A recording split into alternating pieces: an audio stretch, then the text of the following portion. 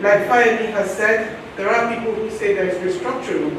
And restructuring means that we are building on what exists and not trying to make what exists. However, in saying this, he talks about the untouched greatness, unfinished greatness of our country and how we need to march on through a better or more perfect union towards building something that we all can find ourselves as a part and parcel of. So he speaks to this recomposition, and so the remaking again can be a process of recomposition as well.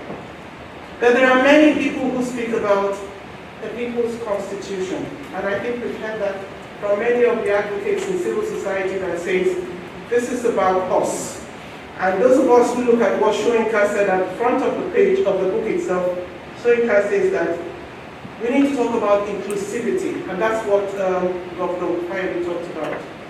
We'll do that through the citizens themselves, and it's just not a mere naming of a country or naming of the exercise. The challenge this also raises is that when we put things in a book, we think we have reached a certain understanding of where we as a nation have come to. It's the same thing about the many national conferences that our country has held. After every conference, we come up with a big report. This is what the country wants. My sense of what needs to happen going forward is that how do you make the people the very essence of that change that you want? And I think Dr. Fayemi tries to speak to it a little bit. But in the same book, Edwin Madunago reminds us that the state itself is not interested, the political elites is not interested in that change. And to some extent he's right. How did we find ourselves in the place of capture by an elite class that has left us where we are today? How did we find ourselves? Is that class interested in a different Nigeria? In Nigeria today where they cannot even close their eyes in their sleep.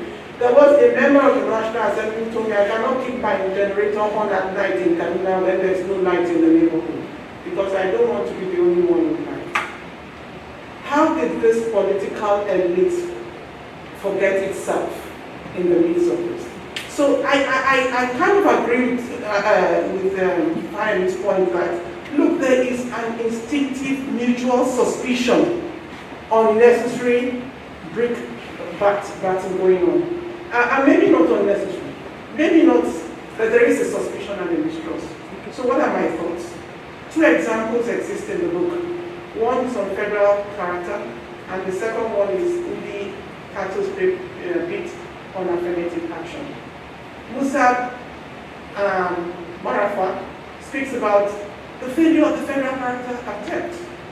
Here is an affirmative action attempt to make sure that we build an inclusive country where everybody feels a sense of belonging in the civil service. It has not worked. It has not given up. He does a research on the numbers don't come together. So it is a problem even when you think you have got a solution, and this is the solution, and the solution fails to work. And this solution, don't forget, is affirmative action. Ndi Kato argues that, look, we took a bill to the National Assembly called Gender Equality and Equal Opportunities. And people started making a joke of us. While the rest of the country thinks they need equal opportunities or affirmative action in one form, for women, it is a totally no-go area for the country. This is the kind of political elite we have. They pick and choose which changes they want.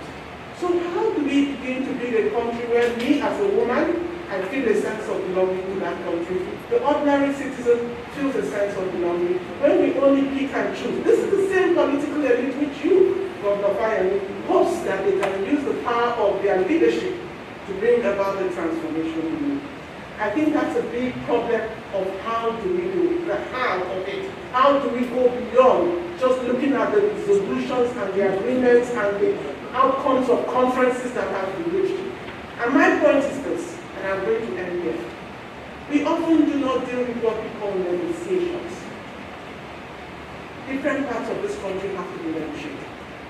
Whether we want, Your Excellency, to restructure the country, it's got to be negotiated. There has to be a process. I do not know. I was at the National Assembly. We've had 4 National Assembly sessions where we've been trying to change the Constitution. That has not happened. So the constitutional process itself is very problematic. Again, it is based on the interest of the elite class and the way we perceive what the interest of that class is and how we continue to keep it as the main dominant form of thinking within our polity. Therefore, negotiations have to happen. What does the Southeast want? How do they negotiate with the Northeast? It may surprise us that they are saying the same thing but in different ways. It may surprise us. There is a school of thought, and many of them exist across the world. Palestine and Israel have been negotiating forever. We must return to negotiations. Like he says, it's not about throwing threats at each other and being this accommodative of one another. We need to begin to say who are the relevant players, because there's so many negotiations